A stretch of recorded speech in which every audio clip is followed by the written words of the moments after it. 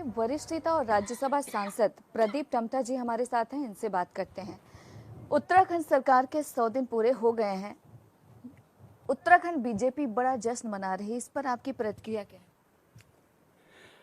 100 दिन पूरे हो गए, ये तो तथ्य है, फैक्ट है, इसमें तो मैं कुछ कहूँगा नहीं।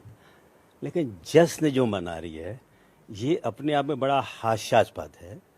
जश्न इंसान तभी मनाता है जब उसके पास कुछ कहने के लिए हो कि इन 100 दिनों में मेरी ये उपलब्धि हुई। ये बीजेपी की सरकार थी, वैसे उत्तराखंड के लोगों की भावनाएं थी कि अपनी सब लोगों की तरह हमारी भी एक स्थायी राजधानी हो, और राजधानी शहर मात्र नहीं होते, उस राज्य की सामाजिक सांस्कृतिक पहचान की तस्वीर होती है।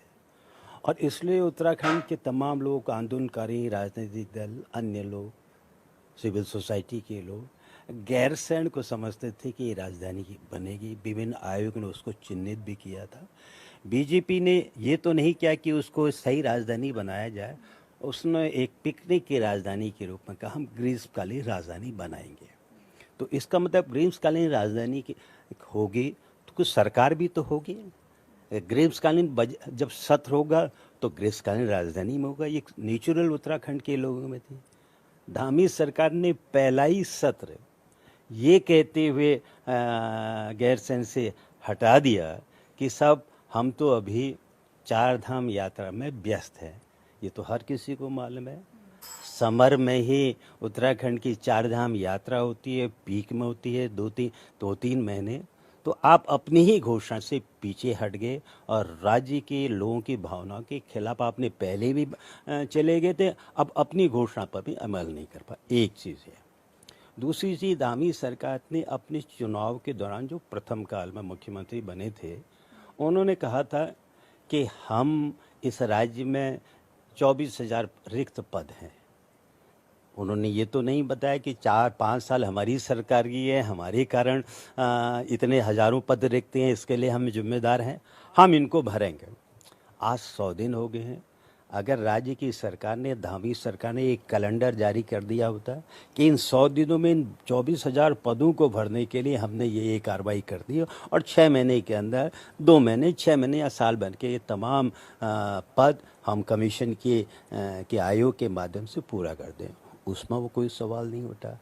राज्य की स्वास्थ्य सिस्टम चरमराया हुआ है। 4 धाम यात्रा चली है, अधिक लोगों ने तो ना आप 4 धाम यात्रा के दौरान की सेवाओं में सुधार कर पाए, और यही कारण है कि आज आपकी ही दिल्ली की सरकार ने अविश्वास व्यक्त किया और NDRF IT का भी साल मैंडेट दिया था। अगर उस पर कोई उपलब्धि आप बता रहे होते, जश्न मना रहे होते, तो जश्न जैसी कोई चीज़ समझ में आती है। आपके पास जश्न मनाने की कोई नहीं, तो मैं समझ नहीं पा रहा हूँ किस बात का जश्न मनाया जाए। एक आखिरी सवाल, सुप्रीम कोर्ट ने नूपुर शर्मा को लेकर एक तल्ख टिप्पणी की है, जिसमें उन्होंने कहा है कि उदयपुर में जो घटना हुई है और देश भर में जो लगातार बवाल मचा हुआ है, उसके लिए नूपुर शर्मा जिम्मेदार हैं, उनको माफी मांगनी चाहिए। सुप्रीम कोर्ट के इस टिप्पणी को आप कैसे देखते हैं?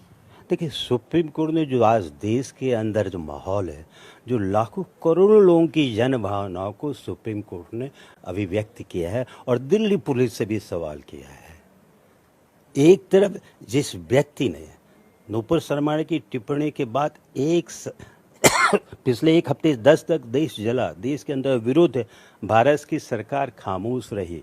जब अरब कंट्री से विरोध शुरू हुआ, आखिर जिस व्यक्ति ने इस न्यूज़ को पूरी दुनिया के सामने आया कि भारतीय जनता पार्टी के राष्ट्रीय प्रवक्ता ने एक बहुत ही विवादास्पद टिप्पणी की है, उसको तो आपने जेल में डाल दिया। और वही नूपुर शर्मा ने जो टिप्पणी की, भारत सरकार ने कहा इससे हमारा कोई लेना देना नहीं। बीजेपी ने कहा इससे भी किया, उसको सस्पेंड किया। आज तक उसके खिलाफ कार्रवाई नहीं की गई है।